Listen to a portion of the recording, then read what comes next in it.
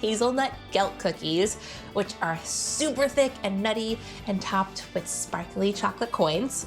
They are the perfect addition to your Hanukkah cookie box. To get started on my dough, I'll mix up my dry ingredients and I'll scoop in 1 1/3 cups of hazelnut flour, which is really finely ground hazelnuts. It helps with the structure and moisture of the cookie. And then 3 1/2 cups of all-purpose flour. This is just a variation on my go-to sugar cookie cutout recipe. And I just love it because it stays really nice and thick. Teaspoon of baking powder and 3/4 of a teaspoon of kosher salt. And I'll whisk this all together. So Hanukkah Gelt is chocolate coins that we eat on Hanukkah and play the dreidel game with. They're super nostalgic and really sweet and delightful. A few years ago, we started making our own Gelt, which is just melted chocolate swirled into coins and topped with sprinkles and other fun stuff. And occasionally I'll plop those on top of cookies because I thought there are so many Christmas cookies in the world. We need more Hanukkah cookies, and these are just the ticket. Okay, I'll mix up my wet ingredients now. I'll get 1 cup of softened unsalted butter and combine this with 2/3 of a cup of granulated sugar and 2/3 of a cup of powdered sugar. I love the combination of the two. The powdered sugar yields a little bit of a fluffier, softer cookie. Oranges due to hazelnuts, what presents do to Hanukkah. They just make everything better. So I'm adding the zest of 1 orange, and it's just gonna perk these flavors right up. I'll get this onto my stand mixer and beat it until it's light and fluffy. That orange zest smells awesome. I'll crack my eggs and then add them 1 at a time, beating well after each. I'll drizzle in a teaspoon of vanilla. And now I can add my dry ingredients. I'll do this gradually so that they don't go flying everywhere. That hazelnut is really nice. This dough is coming together. The butter smells really good. And now my favorite thing about this cookie recipe, well, other than eating them, is that I don't have to refrigerate the dough before cutting out the shapes. You could if you wanted to. You could get ahead and stick the dough in the refrigerator, but I'm impatient. I just want to eat these really soon. So I'll grab a rolling pin and my baking sheet. I'll dust my counter with a little flour so the dough doesn't stick. Oh, this is such a pretty dough. Ready for this plop. I'll gather it up. Oh yeah, it's nice and soft. Now, my other favorite part about this cookie is that it is destined to be super thick. So I'm rolling this out gently and evenly, and I'll rotate it every so often to ensure that it's not sticking. If it is, I can just dust with a little more flour. Typically, we'll celebrate Hanukkah by keeping it casual. This year, though, we are really going all out with a huge feast, an ugly sweater party, a fierce dreidel game. I've got a really good ugly sweater, too. Look at that. Oh, what a nice dough. To punch out my shapes, I've got a 2 1/2-inch circle cutter, and I'll just cut out my dough. That is the perfect thickness. Look at those clean edges. It's what I like to see in a cookie. I'll just keep punching out my circles and then spacing them 1 inch apart.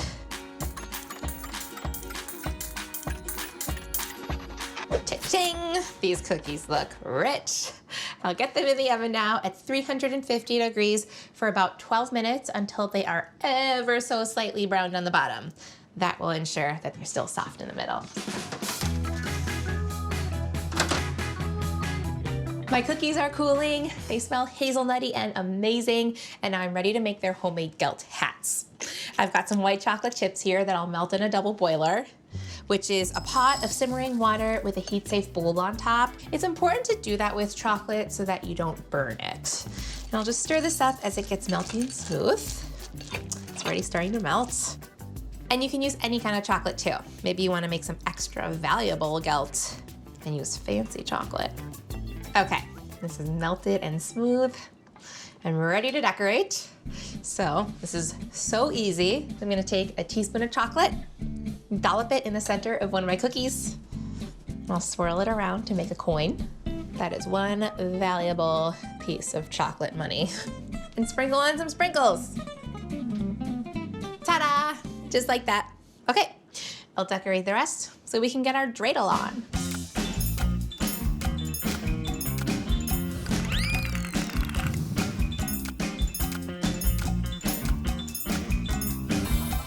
so much Hanukkah. All right, I'm going in. They're so soft and hazelnutty. That's my kind of currency. Heck yeah, Hanukkah.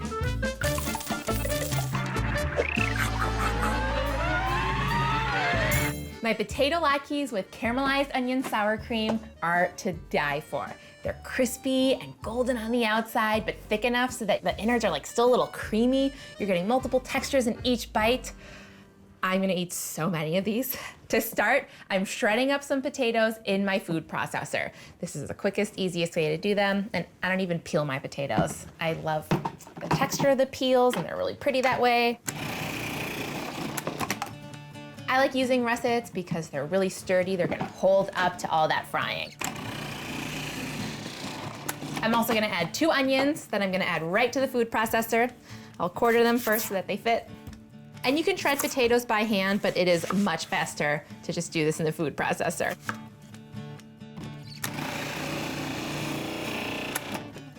Filling the onion juices in the air. For extra flavor, I'm also gonna add 4 cloves of garlic. I'll just toss these right in.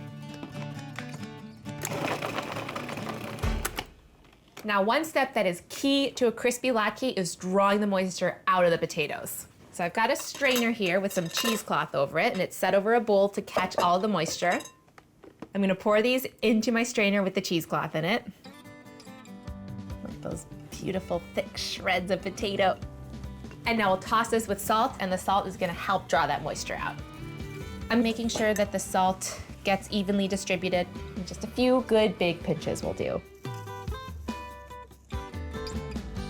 Now, the only problem with celebrating both Christmas and Hanukkah is that you've got to save room for latkes, and sometimes that means eating less Christmas cookies.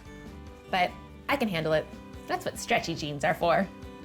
I'm gonna let this sit now for 30 minutes to let the moisture come out of the potatoes. Be patient with this step. It's worth it in the name of a crispy latke.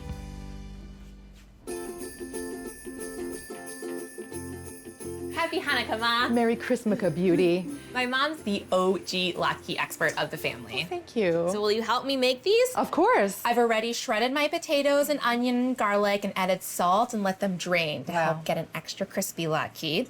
I've pressed out any excess moisture and they should be ready to go. We can mix up the remaining mixture. Okay. So in this big bowl, we're gonna add 4 eggs.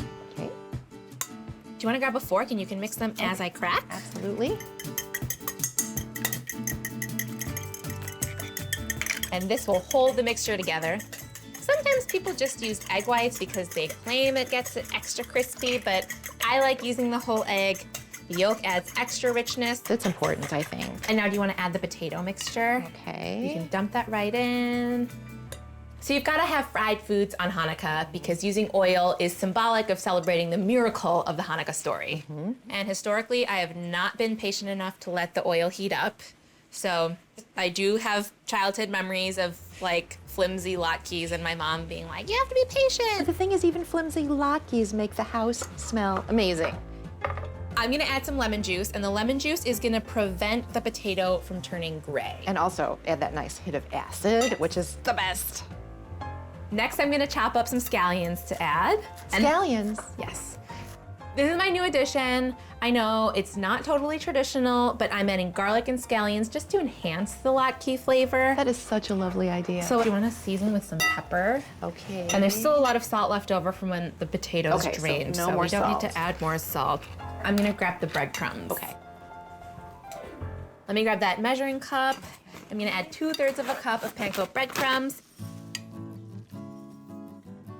So get out the tissues because it's Bernie's first Hanukkah. Oh, I'm gonna cry. You are gonna cry, I know. I'm already crying a little. Nick is working on a surprise for her. What surprise? I'm not gonna tell you, but I feel like you're gonna be more excited than Bernie is. So the latkes are just about ready to fry. I have my oil heating up here. So to test that the oil is hot enough, you can just add a strand of potato, and if it sizzles, it's ready. I'm gonna add a big scoop of the potato mixture to the oil. I'll smash them down, and then I always like to use my spatula to help shape them into a round puck. I'll add a few more latkes to the pan, And then these are gonna fry for a few minutes on each side until they're golden. We'll fry these in batches, but you don't wanna crowd the pan. That will lower the temperature of your oil and then make an oily latke. I got a head start this morning with some caramelized onions, which were super easy. I just added a little oil in a pan over medium-high heat, tossed in a yellow onion with a little salt and sugar, and cooked down for about 45 minutes until they were deep golden brown and sweet. Then I added a few cloves of minced garlic and cooked that with the onions until it became fragrant and irresistible. And now I'm gonna add about a cup of sour cream. These are gorgeous, Molly. Oh, that's a good one. That's a perfect one. I know, right? Dibs on that one. All right. And whenever those are looking like they're done, you can transfer them to the wire rack that's Okay. right there. All right. That'll help keep them crispy. And then you should also sprinkle them with a little flaky salt. Oh, good idea. I'm gonna add some onion powder to the sour cream, which is gonna punch up that oniony flavor. And then I'll also season with salt and pepper. These look amazing. Look at that. Look at that color. They look incredible. I cannot wait to eat those. Let me grab the serving plate. Are you excited to go to the Holly Dazzle later? I am so excited to see Bernie excited for the Holly Dazzle. She's going to have so much fun. Seeing her first fireworks. Oh my gosh. Okie dokie. These are perfect. They're beautiful. Got a little salt on this one. What a team we make. I'm gonna finish the sour cream with some chopped scallions. Gorgeous. Oh yeah, this looks great. I love that they're thicker than the ones we used to make. This is so much better. Yeah, hockey puck size is the perfect size. Definitely. For a latke. You think anyone will notice if we try one? Do we care? Look at that steam. That's beautiful. Oh, look how crispy that looks. Let's get some sour cream on there. Sour cream is a beautiful thing. Cheers. Happy Christmas, sweetie. The sweetness of the onion and the sour cream is perfect with the salty, crispy latke. And the tang of the sour cream. These are probably the best latkes I've ever had. Yes. Okay. Do you want to take these out to the family and then I'm gonna finish up the chicken? Do you trust me not to eat them on the way? Sure.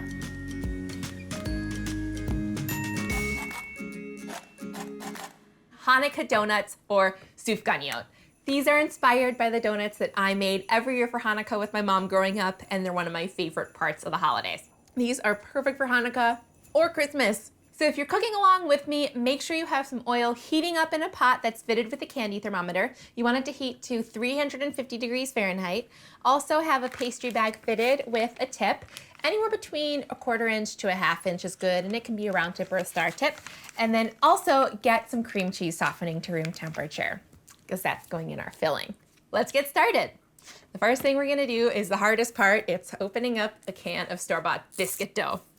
And frying up biscuit dough is something that I used to do with my mom. I remember the year that she read about this hack. And I was little, I thought it was the coolest thing ever. So, still scares me to this day. That's always the scariest moment of this recipe. So I'm using these big buttermilk biscuits and I'm gonna separate them out. You know, the holidays are so busy, so I will take any easy hack like this and they're gonna be so good. We're gonna fry up our donuts and we're gonna fry them in multiple batches. We don't wanna overcrowd our pot because if we do that, the temperature of the oil is gonna drop and that's actually gonna make your donuts feel oily and greasy, which you don't want. So go ahead and gently lower a couple of your biscuits into the oil. And you really only need to fry these for a couple of minutes, just until they're golden on the bottom, and then we're gonna flip them until they're golden on the other side.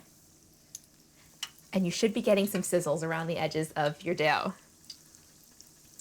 And then grab a slotted spoon or a spatula, and you can move them around. Make sure that there's a little bit of space in between each of the biscuits so that they can get cooked evenly on all sides. They're already starting to get golden. So I don't know what you guys are planning on doing for your Hanukkah, but in our house we do book Hanukkah, and each night of Hanukkah we get new books. So Bernie is gonna be getting 8 new books. She loves books. She particularly loves eating them, which is fine. We're ready to flip. Oh yeah, that's beautiful. Oh, Look at that golden brown. Oh, I can't wait to eat these. As you can see, I'm frying in a cast iron pot. If you have one, use that to fry. It maintains the temperature of the oil really nicely. How are your Sufganiyot looking? Are you smelling this? The smell of Sufganiyot is the smell of Hanukkah. I think these are ready to come out of the fryer. How do yours look? So now gently transfer them to your plate or pan. And then we'll fry up the second batch. How beautiful is that? Look at that color. I can tell that that exterior is gonna be a little bit crisp and the interior is gonna be so soft and fluffy. Now it's time for us to stick our second batch in. Anytime you're adding anything to hot oil, be very careful. Don't actually drop it, just place it in gently. Be careful that your fingers don't get too close to the oil. And I like transferring my donuts to a pan lined with the wire rack. That allows the oil to drip off. You could also use a plate lined with a paper towel, but I prefer a wire rack because it keeps that nice crisp texture on the bottom. So these donuts, when they're fresh out of the fryer, which is when they're best, they have a slightly crisp exterior and a soft and fluffy interior. And then when we get the filling inside, that's gonna add even more textural excitement. These are ready to flip. They're so pretty. So again, we're gonna flip these over and let them fry on the other side now for a couple of minutes until they're this gorgeous golden brown color.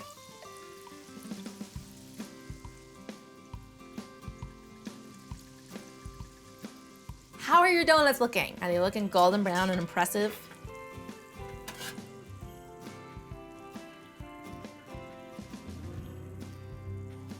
Now let's let these cool for a bit while we make our filling.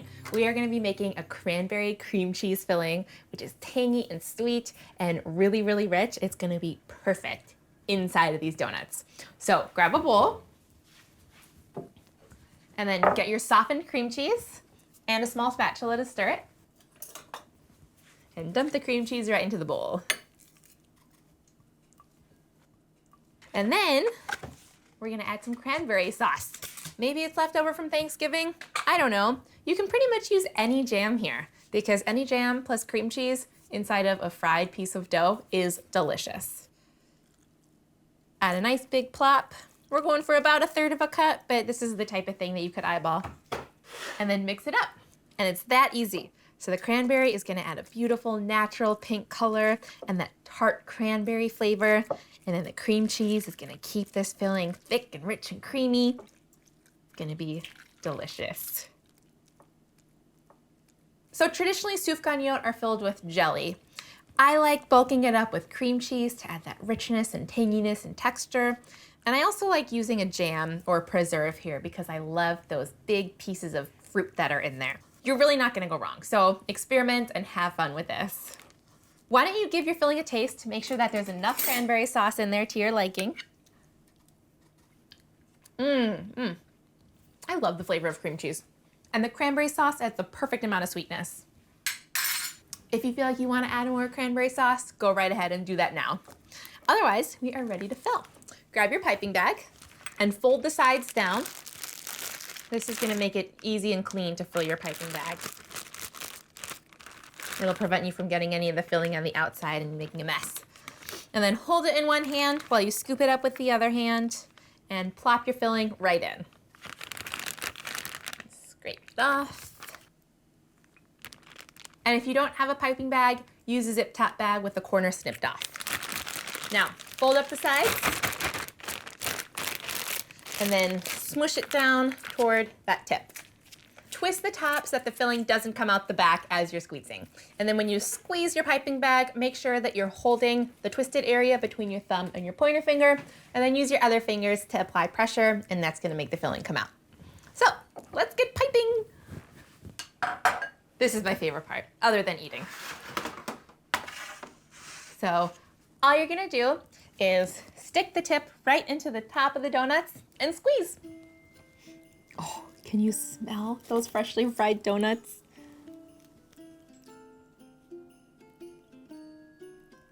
Put in as much filling as will fit. And then you can add a little extra to the top. I think that looks so pretty. Stick the piping tip straight down into the top of the donut, wiggle it around to create some space. Make sure you're not going all the way to the bottom of the donut, and then fill up that opening with the filling. Then release the pressure, and there you go.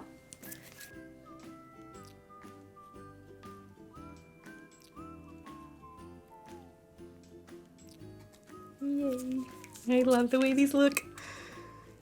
These are the best when they're fresh. So ideally you should eat these within an hour of them being made.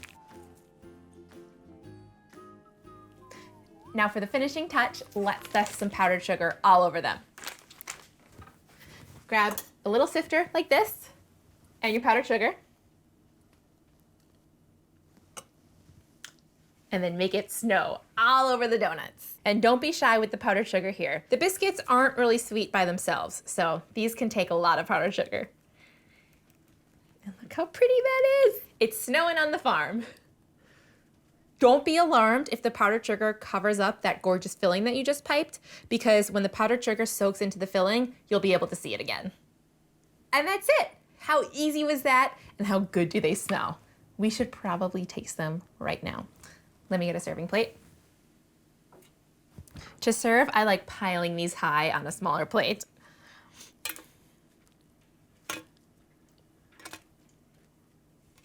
It's all about presentation on the holidays. And there you have it, our cranberry cream cheese stuffed Sufganiyot. They smell so good, and they weren't even that hard to make. Okay, I've got to have a taste. Look at that filling. So good. Is there anything better than a freshly fried donut? Peppermint Latke ice cream sundaes. These are a variation on the latkes that I make every year for Hanukkah, and they're inspired by that really delicious thing where you dip your fries in the milkshake. So it's that delicious combination of salty and sweet, and I think you're gonna love them. If you're cooking along with me, get the shredding attachment hooked up to your food processor, and then also have some cheesecloth sitting in a strainer that's set above a bowl. Let's get started. Put the top on your food processor, and now we're gonna shred up our russet potatoes, and I don't even peel them. The peel looks really pretty, and it's fiber, and it's easier if you just skip the peeling. And if you don't have a food processor with a shredder attachment, you could also grate these by hand on the big holes of a box grater or use a mandolin. I just use a food processor because it is so darn quick and easy.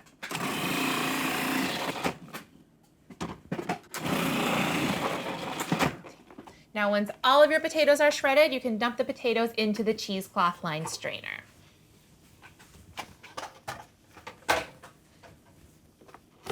How pretty do your potatoes look? I love these big, thick strands of shredded potato. So dump the potatoes right in.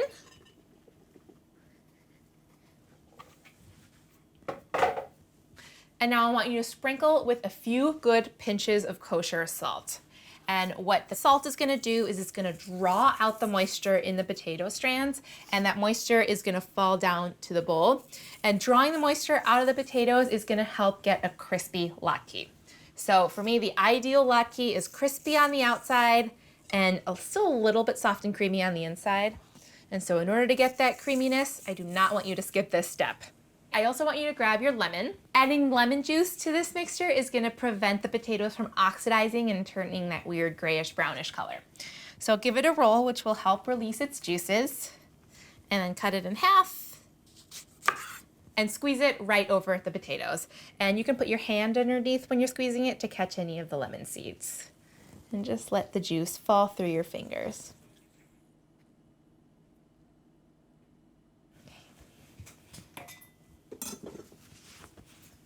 You can toss the potatoes around to make sure that the salt and the lemon juice gets evenly distributed. And then let this sit for a bit to allow that moisture to come out. Now, as your potato mixture is sitting, you can get your oil heating up.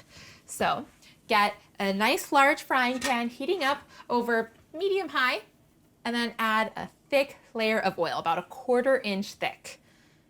And I'm using just a neutrally flavored oil here, any that has a high smoke point. So canola oil or vegetable oil will work. And when I was little, I was never patient enough to let the oil heat up. And you know where that got me? It got me really soggy, oily latkes. You don't want that. You want your oil to be hot enough so that it fries your latkes up really nice and crispy. So gather the cheesecloth by the ends and use your hands to squeeze out any of that excess moisture. You see all of that coming out of there?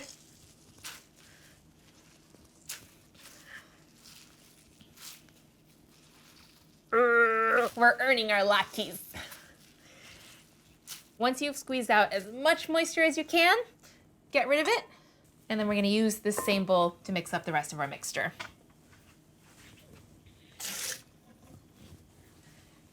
So add the potato mixture to the bowl.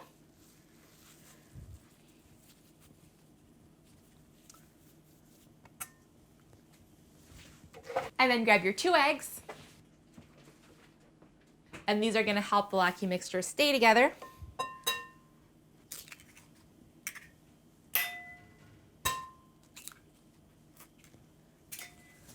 And then also add 1/3 cup of flour.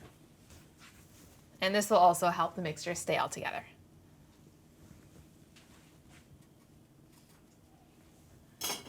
And now mix it up.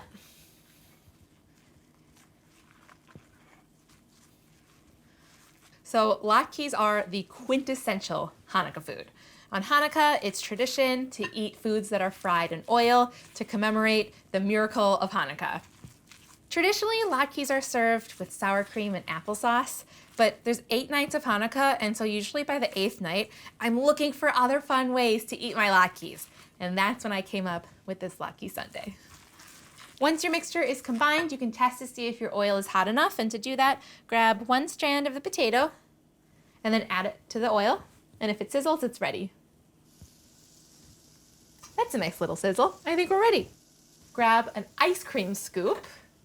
And I like using an ice cream scoop because it's easier to portion out the latkes so that they're all evenly sized. And then cram your mixture into a scoop. And then gently add to the pan. We'll do a few more and fry these in batches. It's important not to overcrowd the pan because if you do, it'll lower the temperature of the oil and then it'll make your latkes taste oily and soggy.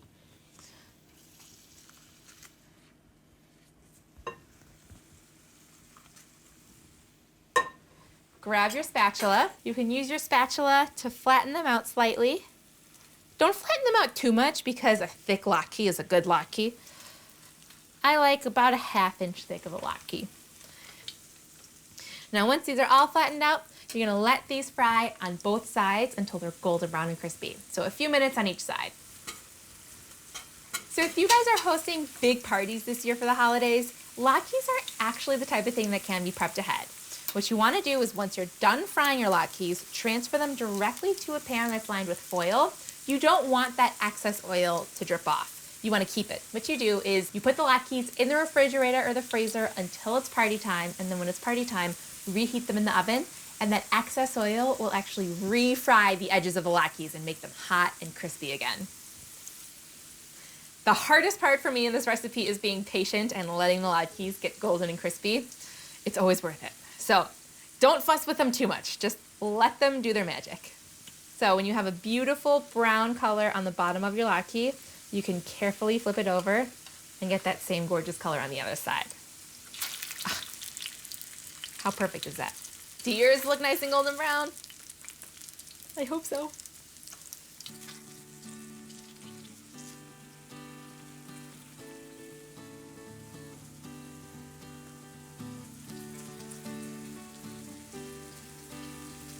These look gorgeous, and now we're gonna let these cook for a few minutes on the other side until they're just as golden. These have reached peak crispiness on both sides. They're ready to come out of the pan. And transferring them to a wire rack is gonna allow any excess oil to drip off, and it's gonna help keep them crispy on the bottom. Oh, these look delicious. I hope yours do too. I've got enough latkes here to make our sundae, but if you want to make more, press pause now, keep on frying in batches, and then meet back up when you're ready.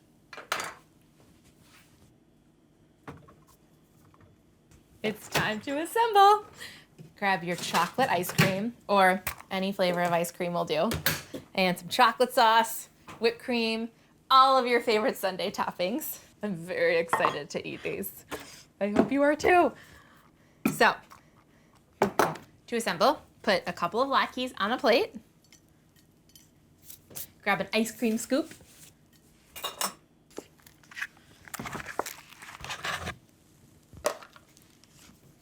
And add a big scoop of ice cream onto each latke. And you gotta work fast because you want the latkes to stay hot and the ice cream to stay cold. Get some whipped cream on there.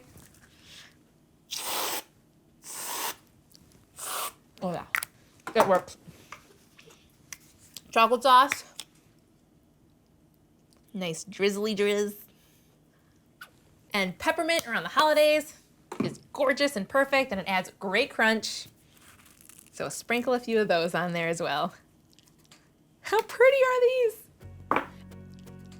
The unicorn of all holiday desserts, my peppermint latke ice cream sundae.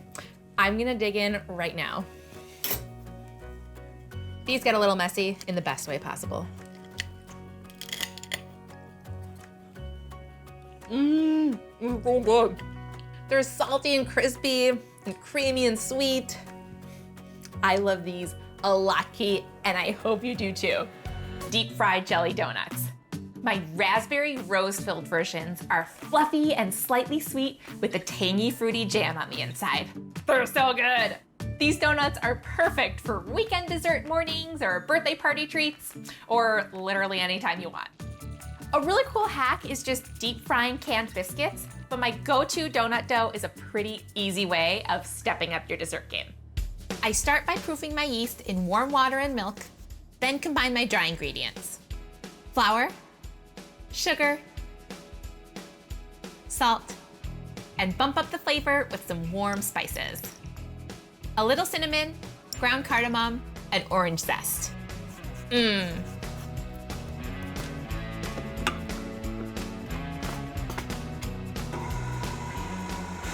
That'll do. And now I'm gonna mix up my eggs. I'm gonna use 1 large egg and 2 egg yolks, which will make this dough extra rich. I'll add a touch of vanilla. Now I'm gonna combine my flour mixture, my egg mixture, and my yeast mixture. As you can see, it's gotten nice and foamy.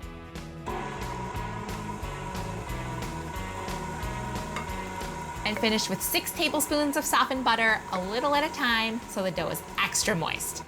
Then I let it rise until it's doubled in size. I've got my buttery donut dough that I made earlier, and I'm gonna turn it out onto my surface.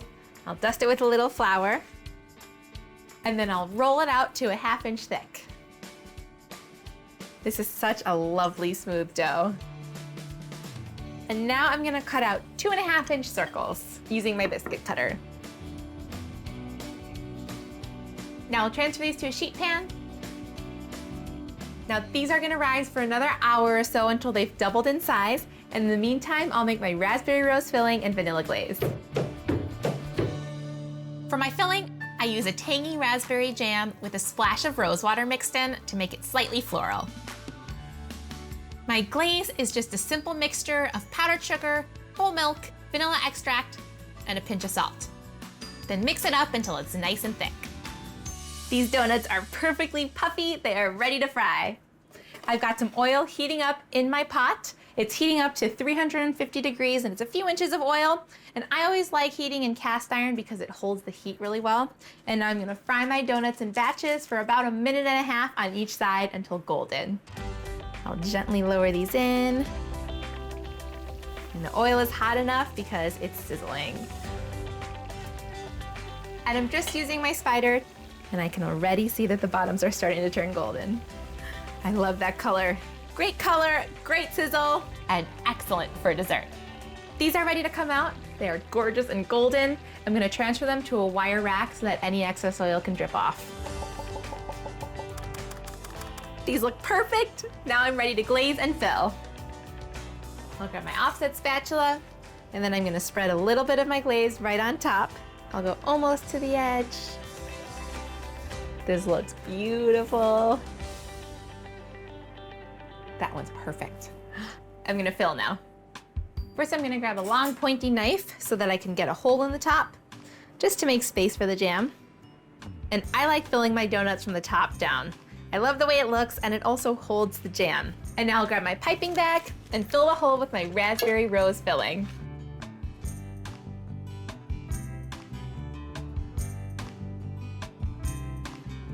And now I'm gonna sprinkle on some dried rose petals. These will add an extra special little touch on top. I'll stick these right on. Now I'm gonna decorate the rest.